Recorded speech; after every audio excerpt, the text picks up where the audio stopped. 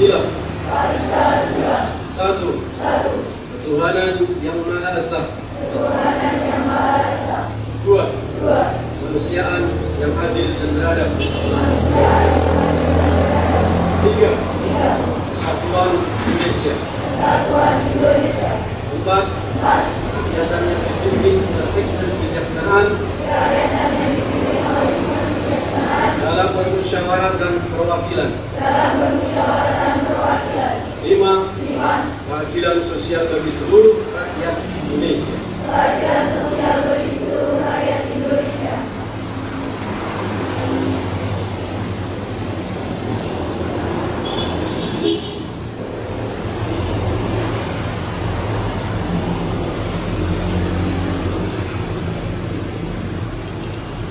Undang-Undang Dasar Negara Republik Indonesia tahun 1945. Pembukaan. Bahwa sesungguhnya kemerdekaan itu ialah hak segala bangsa, dan oleh sebab itu maka penjajahan di atas dunia harus dihapuskan karena tidak sesuai dengan pri kemanusiaan dan pri keadilan. Dan perjuangan pergerakan kemerdekaan Indonesia telah sampailah kepada saat yang berbahagia dengan selamat sentosa menghantarkan rakyat Indonesia ke depan pintu gerbang kemerdekaan Indonesia yang merdeka, bersatu, berdaulat, adil dan makmur. Atas berkat rahmat Allah yang Maha Kuasa dan dengan didorongkan oleh keinginan luhur supaya berkehidupan kebangsaan yang bebas, maka rakyat Indonesia menyatakan dengan ini kemerdekaannya.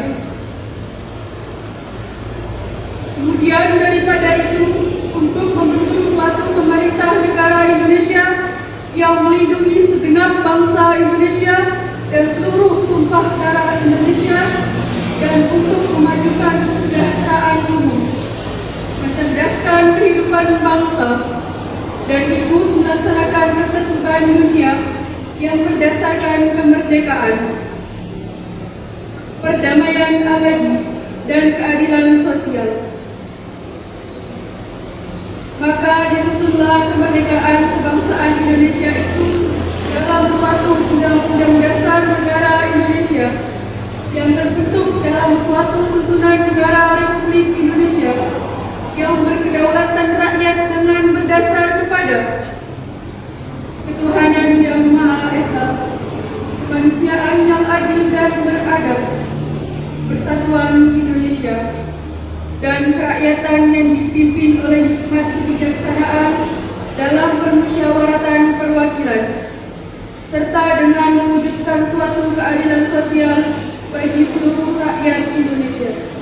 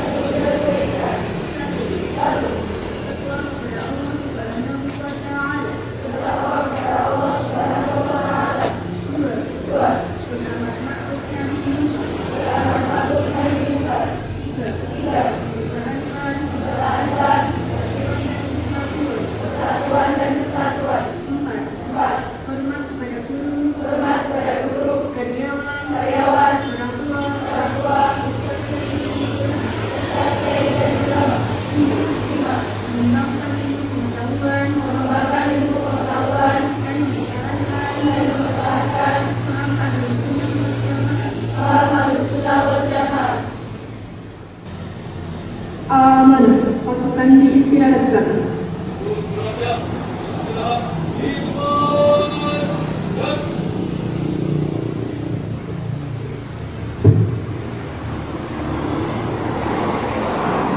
Assalamualaikum warahmatullahi wabarakatuh.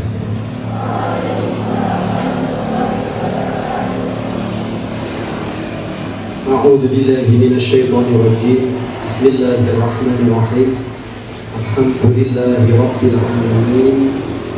wassalatu wassalamu ala sayyidil mursalin wa ala alihi wa sahbihi ajma'in. Amma ba'd. Yang kita bersama-sama hormati Bapak Guru dan juga para yang semuanya arif untuk satu benar yang kita hormati dan kita banggakan adalah semuanya kelas 10 dan kelas 11 di semua konsentrasi keahlian, para petugas yang sudah sangat baik melaksanakan tugasnya yang kita banggakan. Alhamdulillah, puji syukur kehadirat Allah Subhanahu wa ta'ala. Pada kesempatan pagi yang cerah ini kita bersama-sama melaksanakan dan mengikuti kegiatan upacara bendera sekaligus memperingati Hari Kartini atau hari lahirnya Ibu Kartini dalam kondisi dan keadaan sehat walafiat, tiada kurang satu apapun. Sholawat beserta salam kita sanjungkan kepada baginda Rasulullah Muhammad Sallallahu Alaihi Wasallam.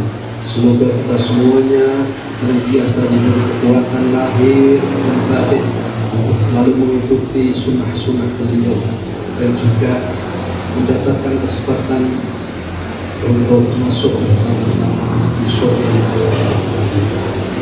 Anak-anakku semuanya, pertama saya mengucapkan selamat Hari Kartini kepada para ibu-ibu terutama, karena salah satu jasa terbesar beliau adalah mengentaskan dan menyamakan derajat perempuan sama dengan derajat laki-laki.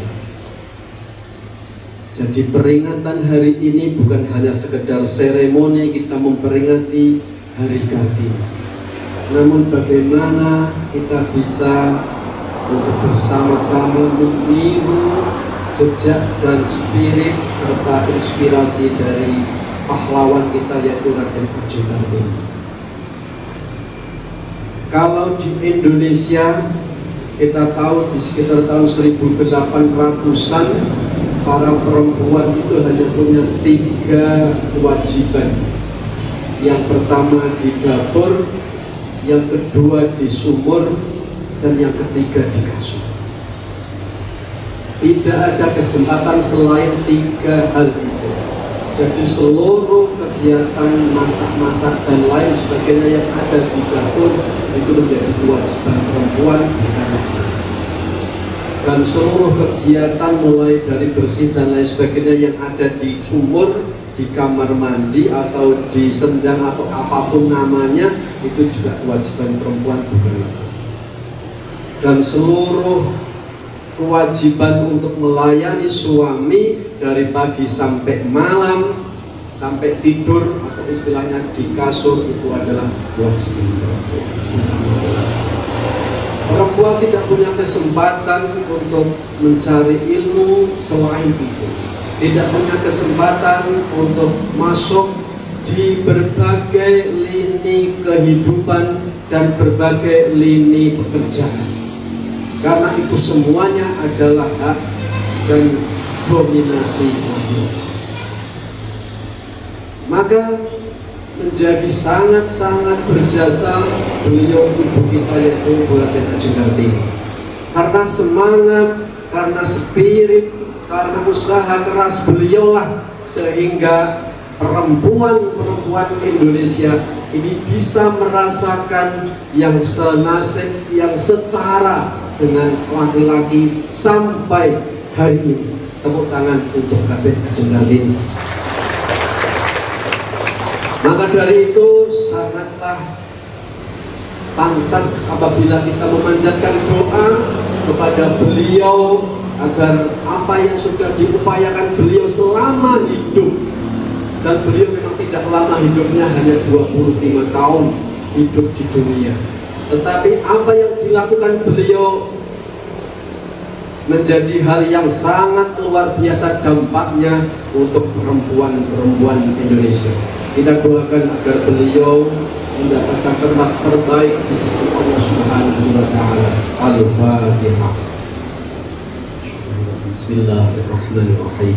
Alhamdulillahirabbil alamin arrahmanirrahim maliki yaumiddin iyyaka na'budu wa iyyaka nasta'in ihdinas siratal mustaqim siratal ladzina an'amta 'alaihim ghairil maghdubi 'alaihim. Anak-anakku semuanya,